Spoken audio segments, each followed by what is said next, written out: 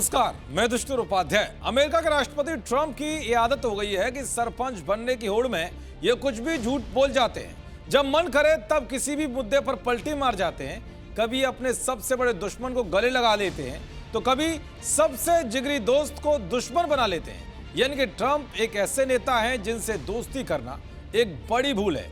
आपने देखा होगा कि हाल ही में ट्रंप ने कितने झूठ पर झूठ बोलकर दुनिया का सबसे बड़ा सरपंच बताने की कोशिश की है। नोबेल शांति पुरस्कार पाने की लालसा में ट्रंप ऐसे कई दावा कर चुके हैं कि उन्होंने ही कई देशों के बीच जंग रुकवाई है। खासकर भारत पाकिस्तान के बीच हुए सीज फायर को लेकर ट्रंप अभी तक इतने फर्जी दावे कर चुके हैं कि जो एक दूसरे से मेल नहीं खाते। भारत भी ट्रंप के तमाम दावों को पूरी तरह से खारिज कर चुका है। फिर भी ट्रंप सुधरने का नाम नहीं ले रहे हैं। लेकिन इस बार ट्रंप एक और फर्जी दावा करके इतना बुरे फंस गए हैं कि दुनिया के सामने अपनी भयंकर बेइज्जती करा ली है। दरअसल राष्ट्रपति ट्रंप चीन के राष्ट्रपति से हुई मुलाकात को लेकर बड़ी बड़ी बातें कर रहे थे और इस मुलाकात को 10 में से 12 नंबर दे रहे थे।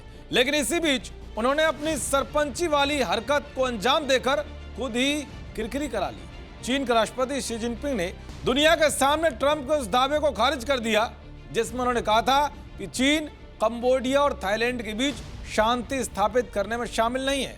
दक्षिण कोरिया के बुसान में आयोजित शिखर सम्मेलन में जिनपिंग ने ट्रंप को धोते हुए कहा कि बीजिंग दोनों दक्षिण पूर्व एशियाई पड़ोसियों को उनके सीमा विवाद को अपने तरीके से सुलझाने में मदद कर रहा है। दरअसल थाईलैंड कंबोडिया के बीच टकराव बढ़ने पर चीनी विदेश मंत्री वांग यी ने दोनों देशों को संघर्ष समाप्त करने और उन्हें मनाने के लिए बंद कमरे में विचार विमर्श किया था।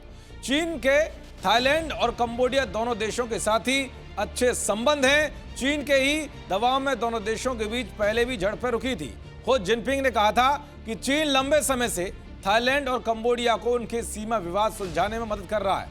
लेकिन ट्रंप झूठ बोलकर चीन के इस योगदान को फर्जी बताने की कोशिश कर रहे थे, मगर जिनपिंग ने सबके सामने ही ट्रंप की बैंड बजा दी और बता दिया कि यहाँ फर्जीवाड़ा चलने वाला नहीं है। कुल मिलाकर एक बार फिर बड़ बोले ट्रंप को मुंह की खानी पड़ी है। अब देखना यह होगा कि इससे ट्रंप सबक लेते हैं या नहीं। देखते रहिए जी न्यूज़। नमस्कार।